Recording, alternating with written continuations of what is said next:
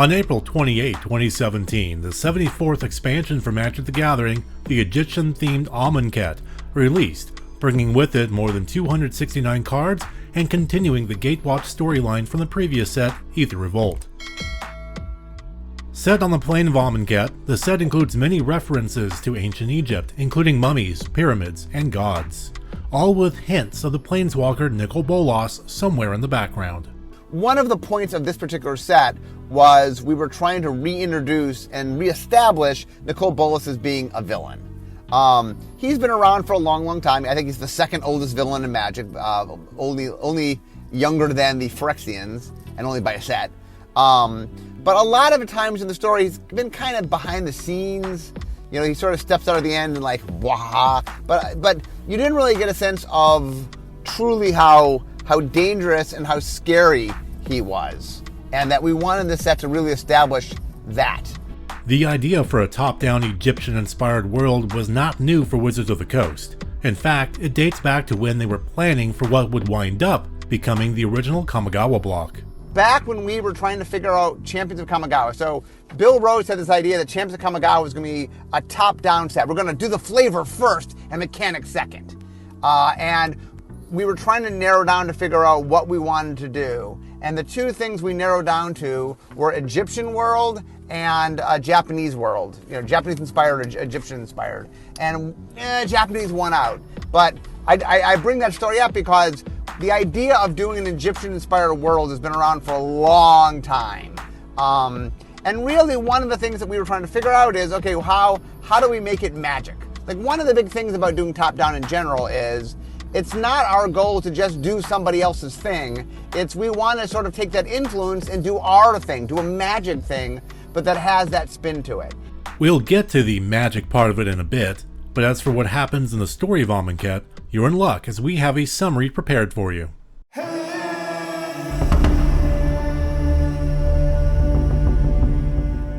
Having just left the plane of Kaladesh in search of the mastermind planeswalker Nicol Bolas, the Gatewatch, Chandra, Gideon, Jace, Liliana, and Nissa travel to a new plane, Amonkhet. Once there, they're greeted by a vast, empty desert and a searing windstorm. Chandra uses her heat magic to melt the sand into a protective glass dome, and the group get to work figuring out where they are and what they should do next. After some deliberation, the group notices a large monument of sorts out in the horizon, noticeable even through the sandstorm. Once the winds died down, they decided to make their way towards it. That's when the dunes around them seemed to come alive. Dozens of decrepit zombies unburied themselves from the sand. Gideon, Chandra, and Nissa attacked these zombies, but it was to little avail, as for each one they struck down, it seemed like more would arise.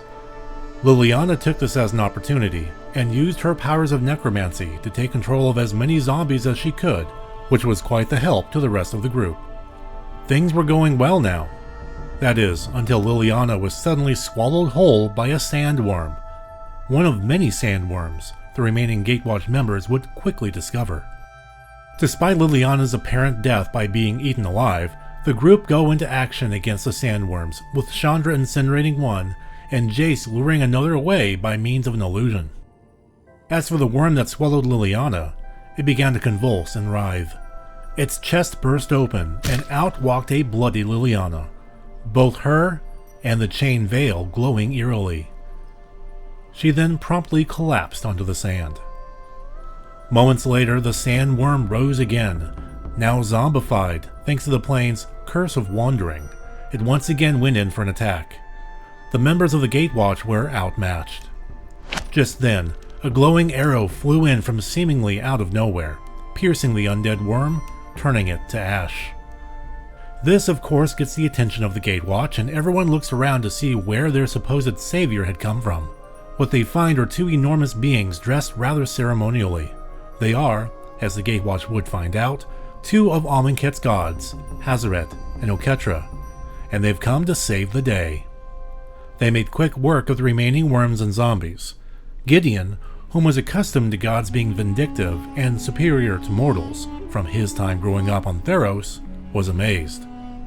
Now, the members of the Gatewatch were allowed a reprieve, before they continued their trek to the horn-shaped monument in the distance. an obvious sign, the group believes, of Nicol Bolas's influence. Once they get there, they find it the most prominent feature of a city.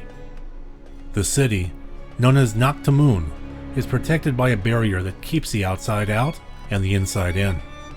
Liliana and Jace work together to create a small hole in the barrier to allow the group in. It's an action that quickly got attention of a rather annoyed Vizier. Jace, using his telepathic abilities, quickly read the mind of that Vizier, then instructed them that they've come to see his superior, a man called Temmet. In his audience, the Gatewatch inquired about the god Pharaoh, to which Temmet would reply, "May his return come quickly," expecting the response, "And may we be found worthy," to come from the Gatewatch members. It was quite plain to the Gatewatch that the people of Noctamun, and perhaps all of Amonkhet, have no clue as to who their god Pharaoh really is. Temmet then brought the Gatewatch to his patron, Oketra, thinking she would know how to deal with this strange group of outsiders. Now in face-to-face with this god of Amonkhet, Gideon is awestruck. Feeling the worship, Oketra calls Gideon to be one of her own, even calling him by his original pre-Planeswalker name, Kythian Eora. Afterwards, Oketra permitted the Gatewatch to remain in Noctamun, and were even provided with a place to stay while there, along with a number of mummy servants. A little while later, while out in the city, Gideon and Chandra notice a woman running through the street, screaming, "The gods are a lie! The hours are a lie! Free yourselves! The return will bring only ruin and devastation!" Chandra, still on a bit of her emotional high from the revolution on Kaladesh, assumed the woman to be a freedom fighter of sorts and wanted to help her in some way. Gideon, reminding the pyromancer that they weren't on Kaladesh anymore, prevented her from acting. Within moments, the woman was silenced and taken away by Viziers. She was labeled a dissenter, and thus is unworthy of living amongst everyone else. A little while later, and after some more digging, the Gatewatch find that Nicol Bolas was not on Amonkhet. He was, however, coming. The group split up, each with different tasks to complete in the meantime. One night, Nissa awoke from a nightmare in which the souls of Amonkhet communed with her. The souls were in pain and expressed guilt and anguish, begging Nissa for help. She goes on a walk to clear her mind. Chandra, whom was also awake, tagged along to help comfort her close friend. Looking for some answers, the pair venture to the Temple of Ronas and met with Hapatra, one of Ronas's top Viziers. The Vizier explained to the pair that the god Pharaoh was expected to return in mere days, saying that the hours were definite. She then recommended the duo meet with Kefnet, another of Amonkhet's gods, if they seek more information. After departing from Ronas's temple, Chandra pondered what Hapatra had said about the hours, recalling the woman she witnessed on the street a day before, and how she was yelling that the hours are a lie. The pair think it might be helpful to speak with the woman, and Nissa attempts to locate her presence via Amonkhet's mana ley lines, and while she wasn't able to exactly pinpoint her location, she was able to confirm that she was still alive, and not too far away from where they currently were. They walk around to the rear side of the temple and discover an alleyway with a number of out-of-place sarcophagi propped up against the wall. But that wasn't what ultimately caught the lady's eyes. It was the hieroglyphics etched into the wall that depicted a generation of families, with the 8 animal-headed gods above them. Wait, 8 gods. But there's only 5. Bantu, Hazaret, Kefnet, Oketra, and Ronas. Odd. Also, there's an etching of Bolas's horns above it all, but it seemed newer. Ancient still, but less so than the rest of the iconography. Nissa then has a disturbing revelation. Amonkhet was not created by the god Pharaoh, Nicol Bolas. Rather, he had taken it over and perverted it to suit his own grand schemes. With this new realization in mind, Nissa ventured into Kefnet's temple, leaving Chandra behind at the Gatewatch's gifted apartment. She strong-armed her way past one of Kefnet's Viziers and entered the temple, and unknowingly began the Trial of Knowledge, one of Amonkhet's 5 trials employed by the gods to find the most worthy champions amongst the plains populace. All at once, she was surrounded by visions and nightmares. Disoriented at first, she centered herself and allowed herself to think logically. Noticing that it's all nothing but illusions, she breaks through it all. Now understanding, she allows the magical illusions to show her all it can in a more controlled, focused manner, and saw cryptic visions of what might be the story of Amonkhet's ancient past, including more specific scenes of teams of zombie slaves creating Naktamun's various grand monuments and structures. A vision of a strange relic that reminded her of the sun overlaid with a tablet of sigils that crumbled into nothing.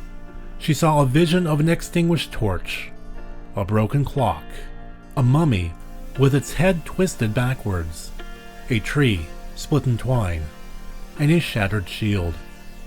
She saw the felling of a great dragon, blue metal-like armies marching through urban streets, and a city gone in but a flash. The next vision she had was of an angel that told her to take hold of her own destiny, but it was cut short as Kefnet yanked Nissa out of it all. Furious that somebody would make such a mockery of his sacred trial by breaking her way through it rather than completing it the way one should, he informed her that he had all of the answers she sought, but she wasn't worthy of any of it. The god then willed Nissa's destruction, the elven planewalker's own being beginning to dissolve from existence. Desperate as she began to unravel, Nissa tapped into the plains ley lines, the very same the gods used for their own powers in existence, and slightly tainted the mana that fueled Kefnet's magic. The god then suddenly stopped unmaking the planeswalker, restoring her and allowing her to leave unaccosted. As far as Kefnet was now concerned, Nissa had passed the trial. While the rest of the Gatewatch was concerned with Nicol Bolas's return to Amonkhet, Liliana had her own demon to deal with. Literally.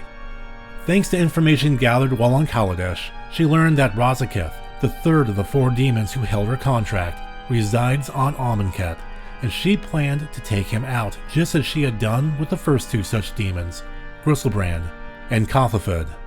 In fact, she had already sent out a few shades into the world to act as scouts of sorts, and one of those shades found something of interest. With Jace in tow, Liliana was led by the shade to an odd building that was off-limits to Naktamun's general public. There, she noticed Razaketh's name etched into the walls, and, once inside, the pair found where the freshly dead were being transformed into wrapped zombies, with cartouches placed onto the wrappings to keep them under control. As they ventured further into the building, they found an etched carving of the demon, complete with a foreboding inscription underneath. It's then that Jace realized what, or rather whom, Liliana was searching for. He's annoyed, but was able to quickly come to terms with it, but warned her that the rest of the Gatewatch would probably not be so understanding about it. Just then, Razaketh's eyes in the wall etching began to glow, and the worker zombies around the duo stopped what they're doing and focused their attention on Liliana and Jace, as they whisper Liliana's name. The necromantic planeswalker attempted to take control of the zombies surrounding them, but perhaps due to their cartouches, she found she was unable to do so. About to be overcome by the zombie horde, Liliana was about to tap into the power of the chain veil when the undead ceased their advance and parted to allow for someone else to approach. It was Temet, Oketra's head vizier. He had checked the city records and confirmed that none of the Gatewatch were native to Naktamun. Now he wanted answers. Liliana, in her own demeaning way, responded to the vizier by blaspheming Amonkhet's gods directly to his face, with a specific emphasis on Nicol Bolas, Amonkhet's god Pharaoh, and went on to say, quite truthfully by the way, that she had met him, personally. In response, Temet commanded the anointed zombies to tighten their grasp on Liliana. Then, suddenly, they stop.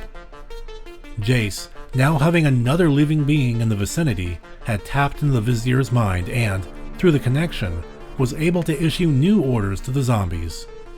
he held control for just long enough for he and Liliana to make their escape, but not quite long enough for him to wipe Timot's mind of the experience. Accepted by Oketra into her fold, the god invited Gideon to undertake the trials of Amonkhet and prove himself. He joined her group, called the Ta Crop, as they recently gained an opening. The Ta Crop had already made it through 3 of the trials without losing any members, save for one, a woman named Samut, whom had been ejected from the crop for dissension. The next morning, the Ta Crop began Bantu's trial of ambition. To complete it, all one must do, according to Bantu's viziers, was to make it to the top of Bantu's monument where the god herself will be waiting. Of course, it wouldn't be simple.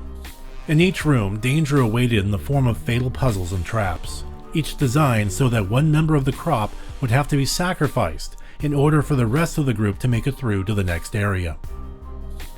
Each death bothered Gideon as they progressed, and he repeatedly tried to go back to save the cold crop mates.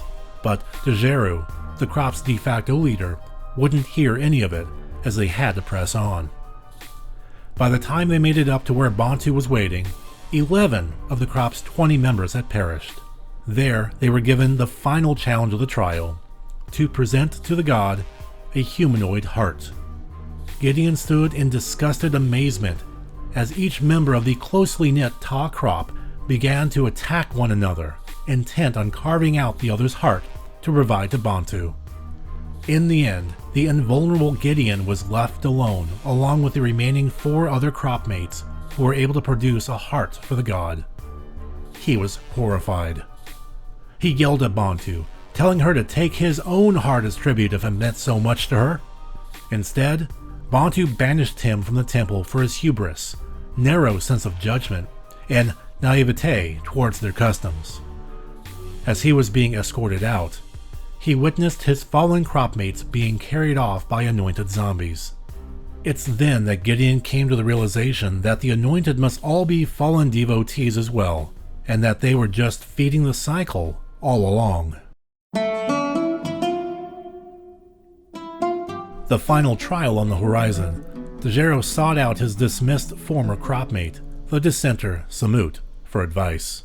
The pair met in secret, and Samut, whom saw Dejeru as a brother, pleaded with him not to go through with the final trial as, in the end, his reward will be nothing but an over-glorified death. Dejeru argued back, stating that a glorified death is all he ever wanted, as, ultimately, he'll rise again eternal. Seeing no way to convince her friend, Samut snuck into the Temple of Hazaret and gained an audience with the god. Despite her blasphemy, the god saw the fire of truth in her heart and allowed her to speak. Samut tried to convince her to see the entire truth and to remember back to a time before the god Pharaoh. Hazaret's patience, though, ran thin, and she had Samut seized and removed. The god's anointed placed her into a sarcophagus, where she would await her fate, with the plan being that those who undertake Hazaret's trial, the trial of zeal, would slay the dissenters, culling them before the return of the god Pharaoh. Instead, she found herself and the other dissenters unexpectedly rescued by the Gatewatch, whom had found her thanks to Nissa's attunement with the plane's ley lines. The members of the Gatewatch, now having a better idea of what's going on, felt that they could use the help of someone such as Samut, with all that they might find themselves up against.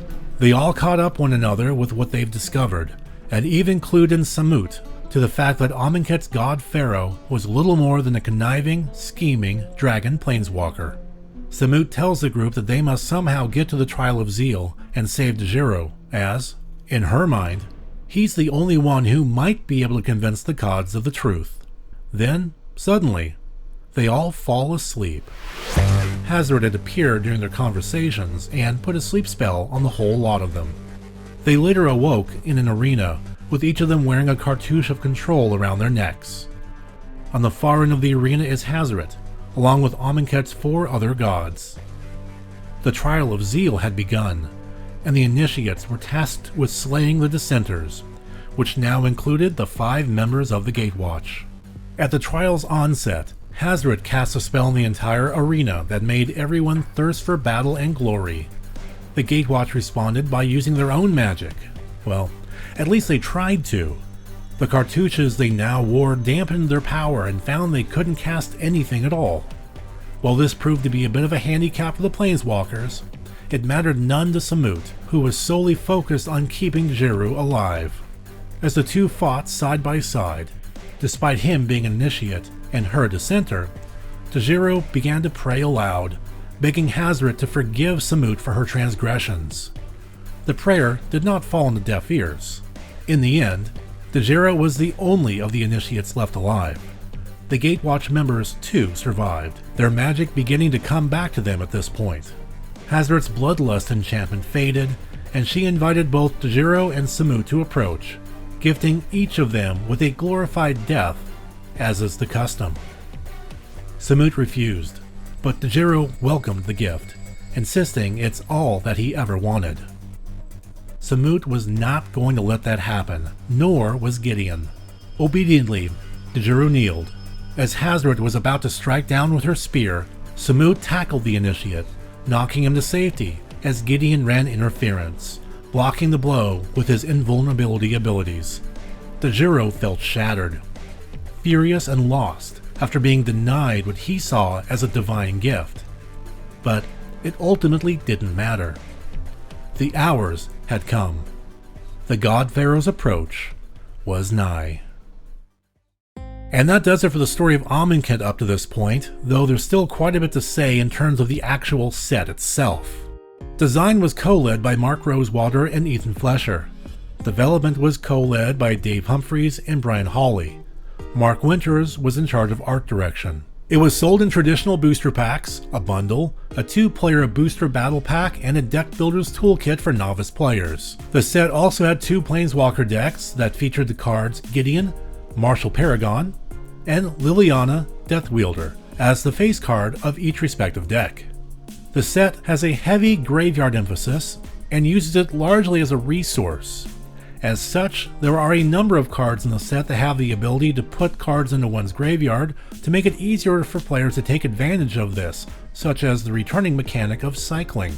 Furthermore, and in addition to the use of -1/-1 counters and the new brick counters used for, well, counting, Amonkhet has 3 new name mechanics, starting with Aftermath, which was a riff of sorts on split cards. I think it's a fun mechanic, and I really think it does neat things, and there's a lot of cool designs. The way that we made Aftermath cards was, they always did 2 things, and if you did the 2 things on the same turn, there was synergy between doing the 2 things. So the idea is, I could always do one spell one turn, the other spell the other turn, but if I could do them in one turn, you know, it kind of, the synergy made it a bit stronger. Then there's Embalm, a mechanic that ties into mummification. So Embalm was the mechanic where you had creatures and they died, you could exile the cards from your graveyard, make a copy token of them. In general, I liked Embalm. I think Embalm played nicely. I think it had a good feel for the world. And finally, Exert. It's a creature ability that can give you quite the temporary advantage, but at the cost of not being able to untap that creature the next turn. Exert is one of those mechanics that plays better than it looks on paper. I remember, like, when you first see it, you're like, oh, okay, I guess, but I was worried it was going to be a little bit clunky. Like, I was worried that the cost wouldn't quite match up thematically. But it really ended up having this cool idea of, like, if I push myself a little bit, I can sort of do more things, but I tire myself out. So if I exert myself, oh, well, now I got to rest. And it ended up having a little bit of it added a neat flavor to it, and the gameplay is really good. So I was quite excited that we got to Exert. To help with these mechanics, Wizards of the Coast included a punch-out token card to help players keep track of things. Amonkhet also has an unnamed mechanic known to Wizards R&D as Heckbent, which is a spin on the Hellbent mechanic from Dissension. Whereas the latter cares about you having no cards in your hand, the former cares about you having 1 or fewer cards in your hand. In terms of cycles, Amonkhet has 12, and that includes, among others, Gods, a cycle of mono-colored mythic rares that represent the 5 known gods of the plane. Each has a keyword ability, a combat restriction, and an activated ability to help you surpass that restriction. Cartouches, a cycle of creature enchantments that have an enter the battlefield triggered ability, as well as providing the creature they attach it to with a +1/+1 buff, along with an additional keyword ability. Trials, uncommon enchantments with an enter the battlefield ability that also returns a cartouche to your hand when they enter.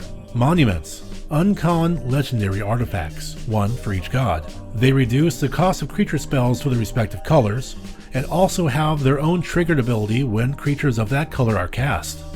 And allied colored cycling dual lands. Nicknamed bicycle lands, due to them all having cycling, these non-basic lands each tap for an allied combination of colors. As far as notable cards found in Amonkhet, the set has a good number of them. Anointed Procession, a commander staple that doubles the production of tokens. Approach of the Second Sun, an alternate win condition card. As Foretold, a key card in Modern that sees play in a handful of different decks. Cascading Cataracts, a 5-color generating non-basic land that pairs well with the card Golos, Tireless Pilgrim. Glorious End, an after-turn card in red that is also an alternate way to lose the game if you're not careful. Glorybringer, a big bad dragon card with Exert that was a key component in the very strong Red Deck Wins decks of the time. Harsh Mentor, a sideboard card in red that punished decks that rely heavily on activated abilities. Hazret the Fervent, a staple in Red Deck Wins decks. Liliana, Death's Majesty, a planeswalker card that was heavily played in Standard and has remained rather strong in Pioneer.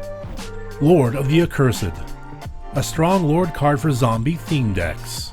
Manglehorn, a strong sideboard card against artifacts. Nissa, Steward of Elements, which is Magic's first planeswalker card to have an X in its casting cost.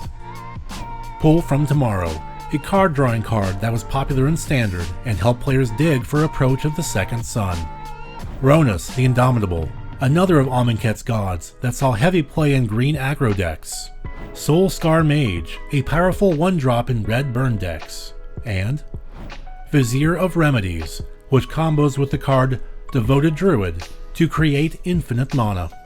Amonkhet also featured the following promotional cards. A foil date-stamped rare or mythic rare for pre-release participants. Oracle's Vault, which was the set's release promo. Game Day participants received a full art True Heart Duelist, with top 8 finishers also being given a full art foil Glorybringer. Archfiend of Ifnir was the game's Buy a Box promo. Beyond the promos, there's one other type of specific card released in Amonkhet, Invocations. Part of the Masterpiece series found previously in the Battle for Zendikar and Kaladesh blocks, Amonkhet Invocations were extremely rare, premium foil cards with a special card frame that symbolized the plane's 5 gods along with their spells and servants. Amonkhet featured 30 such cards and featured the likes of Oketra, the True, Force of Will, and Entomb. The cards, however, did not go over very well with players thanks in part to their aesthetics, especially with the pseudo-hieroglyphic card names that many found extremely difficult to read. But in getting back to the set of Amonkhet itself, again, here's Magic the Gathering's head designer Mark Rosewater with some final thoughts. I'm generally happy with Amonkhet. Like I said, the nitpicker in me, we overstuffed a little bit and we added complications to the places we didn't need. And in retrospect, there's some stuff where we sort of, because of the complications, we whittled down some things that I think could have been built up a little more. So I guess my biggest takeaway is more of a larger some structural decisions that we sort of have to deal with. The individual mechanics I thought were good mechanics. There's some choices and maybe how to execute them a little differently. But Exert is an awesome mechanic, which I will use again. I think Aftermath, if we could find a better frame for it, has some potential to return. Embalm seems like it's mostly going to be, maybe come back to Amonkhet, maybe see Embalm again, I'm not sure. It seems very tied. I don't think we embalm in too many worlds. But all in all, success. A success with some So what are your thoughts about Amonkhet? Were you a fan? Let us know in the comments section.